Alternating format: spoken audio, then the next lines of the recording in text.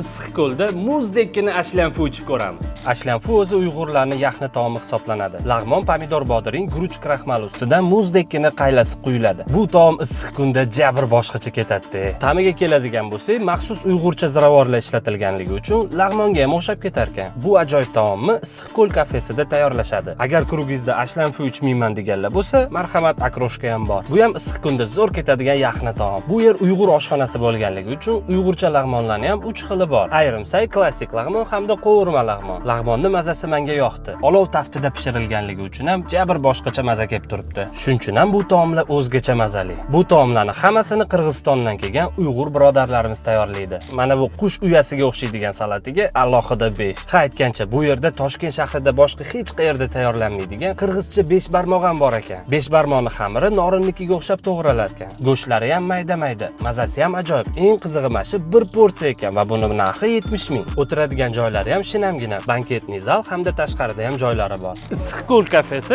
ertalab 10 dan kechki 11 gacha ishlayapti. Adresi Qushbegi, Dunyo restoranining shundoq ro'parasida.